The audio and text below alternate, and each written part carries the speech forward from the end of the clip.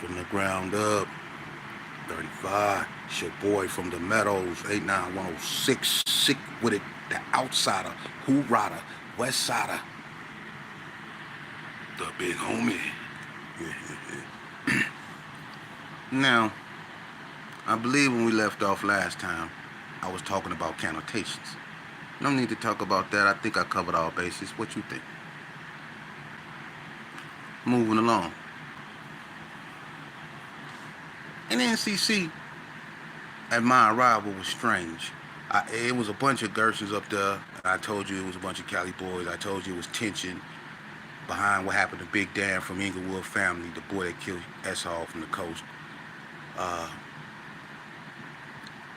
it was different in the fact that it didn't have rooms. NNCC, Northern Nevada Correctional Center, consisted of 12 men. Like it was shaped like Indian Springs. The actual units are shaped like Indian Springs. They're different colors. At this time, they were blue and white. Indian Spring always been like this desertish, tannish, off tannish, maroonish like looking. But NNCC was blue and white. Actually, NNCC is like one of the oldest prisons in the state of Nevada. You have NSP, which was it was well, NSP was built in 1865. Look it up. Nevada State Prison was made in 1865, and Jesse James, the James brothers, was locked up there. They have a upper yard and a lower yard. The lower yard is the old yard, and it still has the hole from back during the Jesse James era where they used to put you in this, like, it's a rock, a mountain that's like carved out, and they put bars in the hole of the mountain that's carved out, and that was the hole. That's where they held you at. That's inhumane, but that's how they dealt with Jesse James. And they also had the courtyard where the chariot brings the prisoners in down there at NSP. It's a museum now. But then you had, I think NNCC is the second oldest prison, and then you had SDCC, which is Gene, and then you had Indian Springs, which is SDCC, and then you had other prisons like Ely, uh, Lovelock, Hot Desert State Prison, Smiley Road for the women, Warren Springs, and all that, etc., etc. But NNCC consists of dorms, so it made it different from all the other prisons that I had been accustomed to at that time, which was just Indian Springs.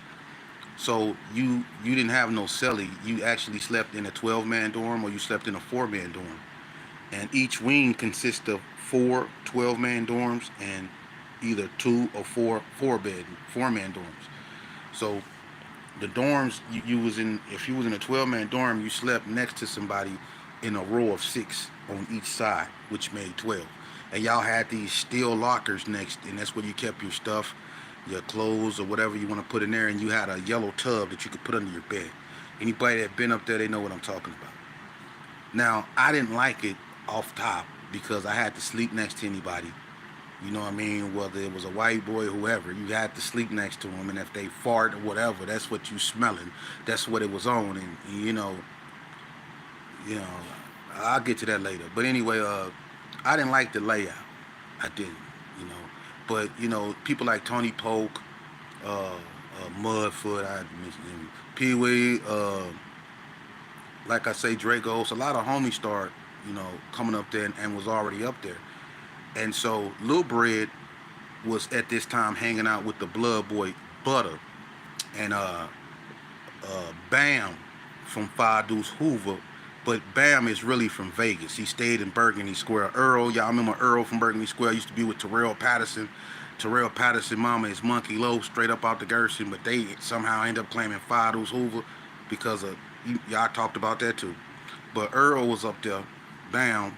He ended up going home, so Lil Bread and Bubba hung around, and Lil Bread and Butter hung around each other. Butter is from Skyline, Peru. Little light-skinned, stocky, short dude. But me and Lil Bread started kicking it. We got into it with C-Dog. He felt some way about my crime, but quickly realized it was best for him to let that go. He was outnumbered and when it got toe up, so it wasn't really nothing he can do. But Leonard Harvey and all them guys was up there. Boo was up there. Now, they had these basketball teams, man, and I never played the basketball, but they were serious about basketball. I found this out in prison real fast. And everybody had their own teams. Now you can see the tribalism on the yard, and what I mean by tribalism, you can see the LA boys, the Cali boys always, amongst themselves, the Vegas Kai amongst themselves, whether it was Gershon or Blood, and what little Crips that was up there from Las Vegas, mingled. It wasn't that many. But you can see the tribalism and the tension, and two people just couldn't get along. And that was Leonard Harvey from the hood and C-Wack from Altadena Block Crip. Now, Leonard Harvey is like an OG hood, and C-Wack my age. We was in the county jail when he was in the juvenile tank. So why he tripping with Leonard, I don't know, but he a big youngster and he think he tough. So Leonard wanted to put hands on him. What this was really ultimately about. But Leonard Harvey was on a team called the Killer Bees, which is a basketball team. And the Killer Bees was playing, I think, the 60s. And I think they had a team. I think their team was the Criminalistics or something. But they was playing somebody, and the California boys had a team called 213. The Gershons had a team. Everybody had a basketball team. But when the Bloods was playing, the Cali boys decided to come in the gym all like Cali'd up to me. They had on these coats and blue rags and blue beanies and state boots, and the way they was just dressed was like, they was really on some crippin', and they came up in there, and it was just Cali Crips. It was no Cali Bloods with them. It was just Cali Crips, but they was deep, like 40 or 50 of them. So they come in the gym, but they not saying nothing. The Bloods, they playing basketball, ain't nobody tripping. We sitting down on the bleachers watching the game. All of a sudden, they blew the whistle. It was either a timeout or whatever. Leonard walked over there. He had a red, see, like I told you back then, we can wear our bandanas. Ask anybody. Leonard had a red rag on his head. And I guess he decided to go get some water where all the Cali boys had gathered up at. So Leonard walked around there and got some water. And when Leonard walked around there, you can tell it was an issue. So the Bloods quickly ran over there. Right? We get up. We go, we ain't tripping. We trying to see what the hell going on. So it was so many people in that small little area, and if anybody been in the gym in NNCC, they know what I'm talking about. It's a small area, and so everybody is cluttered in the bathroom area, the steps that led to the stage where you go on where the weights at, and a doorway that leads into the basketball court. All that area is cluttered. Coach, he's so cool, he not even tripping. He just watching, hoping it work itself out. And it ended up spilling out into the front of the gym. And that's when Crazy Horse, out of all people, Duck House Daddy, Crazy Horse, Donnie Porter, and Trip Mack. Trip Mack stole on Baby Reg. Donnie Porter stole on a little short Butch, Crip Butch. And Crazy Horse just was fine on anything he thought was from California. He's an old man, he just was fine. Them was the first blows that was through in that fight, right? So when they took off, everybody got to, grabbing each other and doing all that, but people was trying not to trip like that in front of the gym because the tower right there, and plus Coach, everybody was like, man, don't do it we ain't gonna do it like this. Okay? So the Cali boys ended up leaving. The basketball game continued, but Leonard just can't let it go. So he playing basketball, and I remember this as king as day. He stopped in the middle of the court, and he looked at the Bloods. He said, hey, dog, them niggas got to go, Blood. Fuck this shit, Blood. These niggas got to go, Blood. And they were like, Leonard, chill, man, chill. He was like, nah, Blood, them niggas got to go, Blood. They got to go. I'm sick of this shit. So Leonard walked out the gym. Boo right behind him. Boo stayed in something. Eugene Weems. He out here, he doing good, that's cool, but don't let that Don't let him fool you. He was up there. He beat up the whole Sereno car over some dope. Don't let Boo fool y'all with all that. He doing good. Salute Boo, Eugene. But don't act like your ass the saint.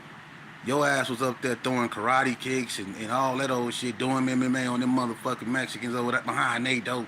Man, you was a cold motherfucker. But you out here doing good, so I salute you. It is what it is. But anyway, they go decide to confront the Cali boys, right? So Dragos end up getting word that the Cali boys on their way leaving said fuck Vegas. So he get it. He with them now. He want to know if they said fuck Vegas. They going down there for something totally different. To make a long story short, what ended up happening is the Cali boys said we didn't say fuck the Gersons. Drago said, but if you said fuck Vegas, you said fuck the Gersons. He said, nah, man, we ain't even tripping with y'all. He said, did you say fuck Vegas? Oh, boy, like, yeah, I said fuck Vegas. And Drago was like, nah, you can't do that, homie. You got to go.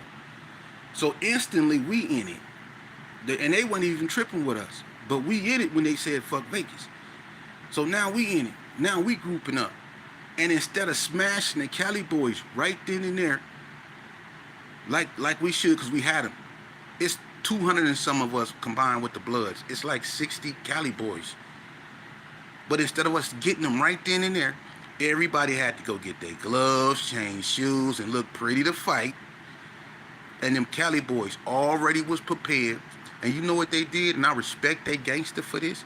They all went in front of Unit 2. They took their knives and they put them in the dirt.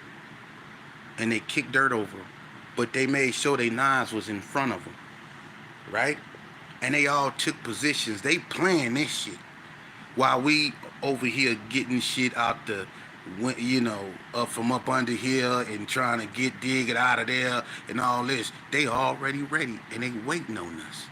And if we would have listened to Safari, brotherhood, I wouldn't have got stabbed and it wouldn't have went the way it went. Because right when we decided to take it to him, Safari was walking in between us and he said, I sure hope you brothers talk about this. I sure hope you brothers don't do this, man.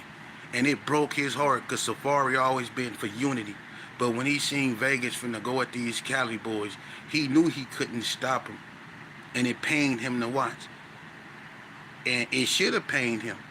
Because when them Vegas boys went at them, see, I'm going to keep it a band, 1,000. When we went at them Cali boys, CWAC them came up and said, hey, hold on. Won't me and Leonard just get down so we can squash this shit? Because this is what this shit really over. Because when Leonard went over there to get some water, I told you, he went over there to get some water and walk between them cribs. He said something to CWAC. So him and CWAC was supposed to go in Unit 2 and fight. Leonard was like, nigga, I've been waiting to knock you out.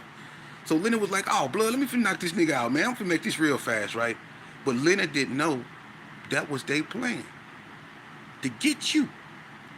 And Leonard went in their unit, and Chan Man from Peru was telling Leonard, hey, dog, don't go in their unit, man. Leonard was like, blood, I'm finna knock this nigga out real fast. He was like, don't go in their unit. And they was telling Leonard, but Leonard had all his high chest, big yellow dude had all his high chest. He took his shirt off, and he walked over there into their unit.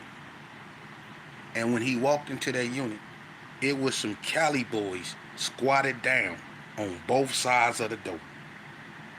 It was 2 Cali boys on each side of the door, on the outside of the door. And it was some Cali boys inside the unit that they didn't see, acting like they was on the phone. And when Leonard walked in that unit, them Cali boys that was squatted down jumped up and started stabbing Leonard. And he ran in the unit and ran into some more that was on the phone. They was stabbing Leonard all in his face, and Chan Man was looking through. They stabbing him, they stabbing him. And the Cali boys that was outside the unit that had the knives in the dirt reached down and picked them knives out them dirt and charged the crowd. I swear to God. And you seen 200 and something motherfuckers running. That's the truth. Them boys picked them knives up out that ground. And Everybody that was trying to run and help Leonard ended up running back. And it was a clusterfuck. Because them Cali boys was stabbing shit up.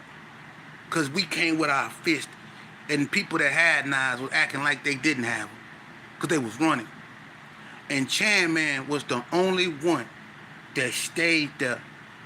Because Leonard couldn't even see. He was so bloody. Leonard fought his way out that door. He got out that door. It almost cost him his life, but he got out that door. And when he came out that door, Chan Man grabbed him and threw him on the ground and laid on him. And they started stabbing Chan Man. But he laid on him. He said, not like that, blood, not like that. They shot that yard up. Shot it up. It happened when they was changing shifts. So it was COs walking with their bags back and forth. One of them ran over there, his name was Williams, and thought he was finna, I don't know what he thought, but he ended up getting his jaw and his ribs broke running in that crowd. And when the dust settled, the Cali boys was in front of Unit 2 jumping up and down like they did something. The Vegas dudes, I am not lying, because the Mexicans watched this shit. They was on the phone. So people, it was so embarrassing. They was jumping up and down. And when the police laid everybody down, people was trying to scoot back out the crowd. Dragos was one of them, scooting back. People threw knives, and if it was a knife away from you, was trying to scoot away from it. You see what I'm saying? But at that moment, at that time, the Cali boys got the best of us. Leonard Harvey, we didn't even know if he was alive or dead. And there was a few more out there poked up, and the Cali boys was talking shit. I swear to God. It was actually dudes when they was stabbing Leonard running back talking about, we go get them niggas, but they was running the other way. I'm keeping it 100. That was the first half of that woe. That was on the yard. The police was so, I guess, inexperienced with this type of whatever just took place, that instead of them checking everybody, they just took your ID. The people, they sealed off what they thought was the actual incident and the people that was involved. They got Mexicans, and they ain't had nothing to do with it. They just was trying to get away from the dudes that was getting too close to them. And they was throwing knives by Mexicans and everything. And Mexicans was trying to get away from them motherfuckers. So Mexicans found themselves by blacks that had something to do with the riot and found themselves in handcuffs. It was all discombobulated. They took everybody ID card that they thought wasn't in it, and they made them go to their unit. They didn't even search them. They just had the back doors of each unit open and had everybody go in. That's how I got away. I got in my unit. Okay? I got away. I'm laying on the bed, dusty as a motherfucker. I'm mad. I'm like, cause I just seen what just happened. I'm not lying. I ain't finna get up here and lie, man. I just seen these motherfucking Cali boys just poke the shit out of our asses.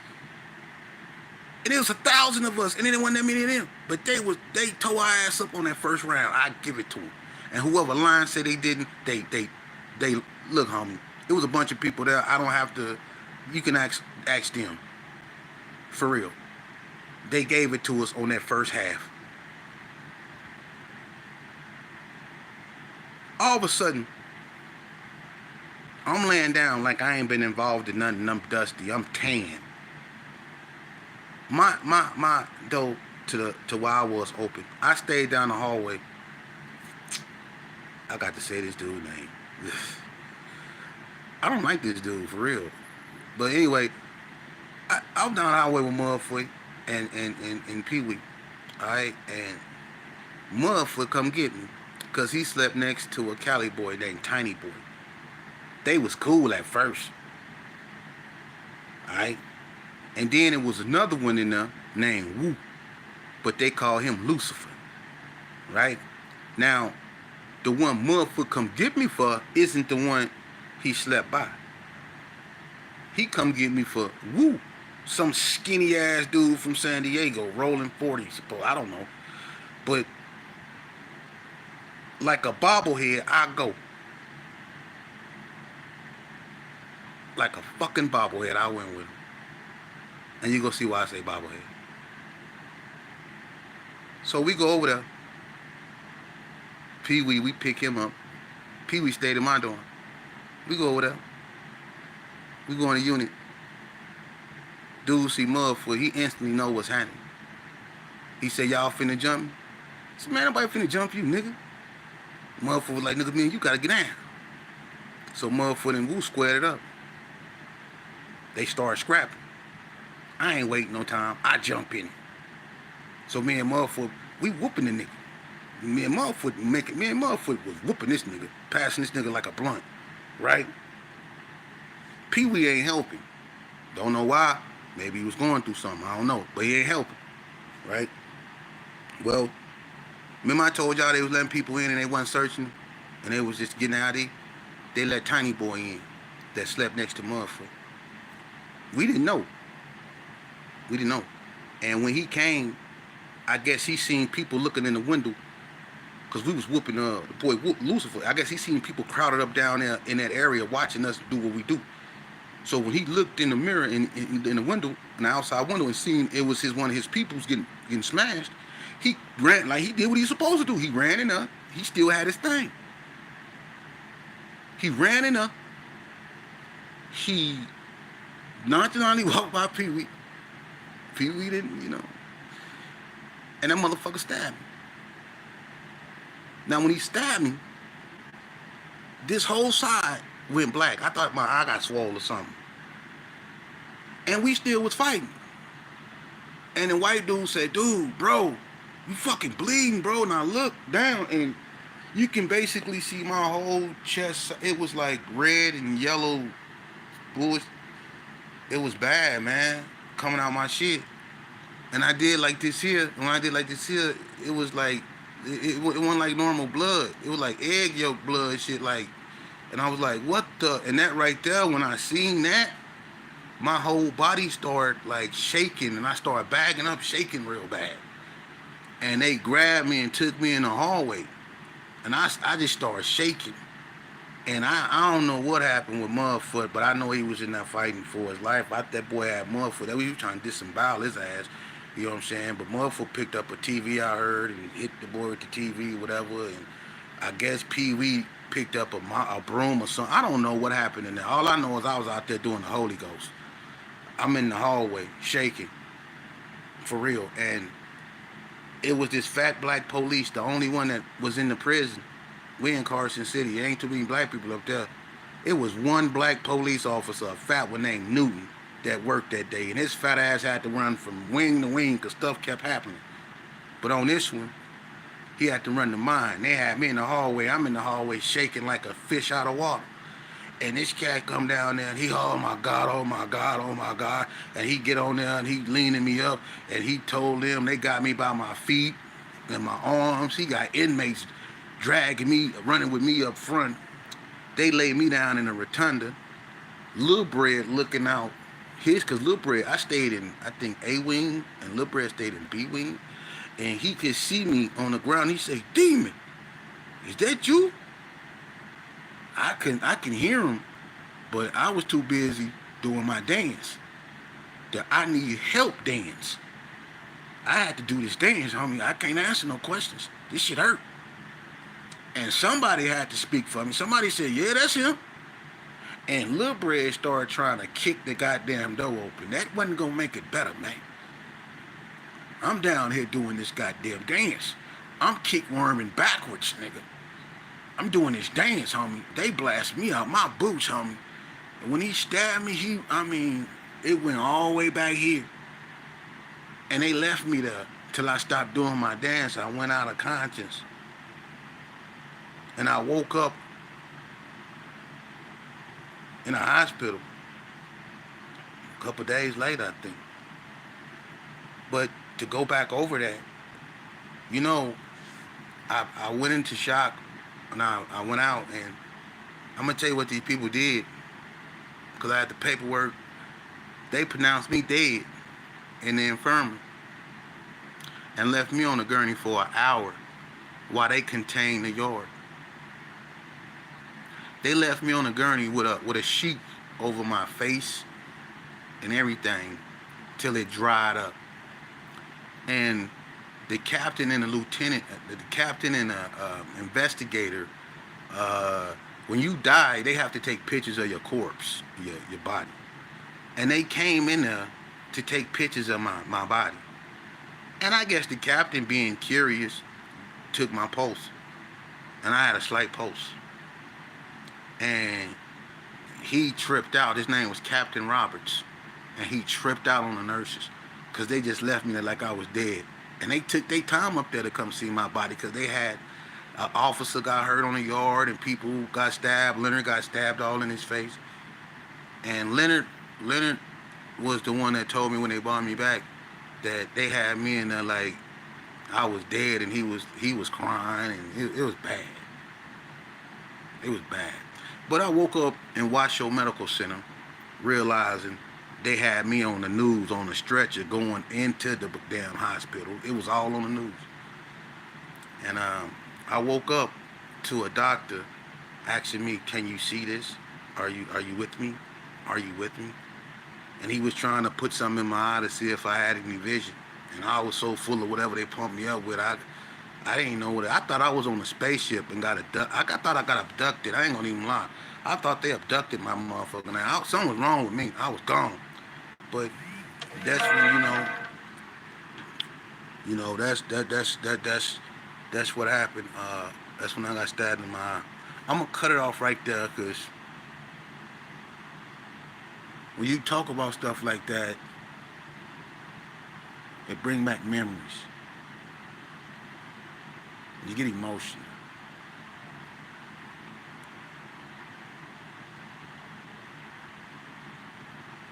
From the ground, 36 coming.